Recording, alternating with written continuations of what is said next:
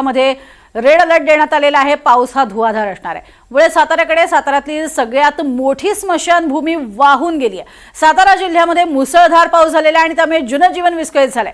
साताऱ्यातील कैलास स्मशानभूमी ही या भागात वाहून गेल्याची माहिती सध्या समोर येते। साताऱ्यातनं महत्त्वाची आणि मोठी बातमी समोर येते। साताऱ्यातील कैलास स्मशानभूमी ही वाहून गेलेली आहे। सातारा जिल्ह्यात जोरदार पाऊस कोसळतोय।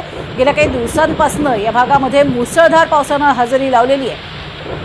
अधिक माहिती घेऊयात राहुल तपासे यांच्याकडनं। राहुल, काय साताऱ्यामध्ये पावसाची सध्याची स्थिती, कोणता अलर्ट देण्यात आलेला आहे आणि जी स्मशानभूमी वाहून गेलेली आहे त्या संदर्भात काय अधिक माहिती? सगळ्यात महत्वाचं सांगावं लागेल की कैलास स्मशानभूमी ही आहे त्या ठिकाणीच आहे, मात्र फक्त जे काही धरणातून पाणी सोडलेलं आहे त्यामुळे ही संपूर्ण स्मशानभूमी ही पाण्याखाली गेलेली आहे। आपण चित्र पाहू शकता की ही जी कैलास स्मशानभूमी आहे साताऱ्यातील सगळ्या लोकांसाठी ही सर्वात महत्वाची स्मशानभूमी मानली जाते। या ठिकाणी आपण पाहतोय की ही संपूर्ण स्मशानभूमी ही पाण्याखाली गेलेली आहे। त्यामुळं पर्यायी व्यवस्था प्रशासकीय यंत्रणेकडून करण्याचा प्रयत्न सुरू आहे। बालाजी चॅरिटेबल ट्रस्ट यांच्याकडूनही त्यासाठी प्रयत्न सुरू आहेत।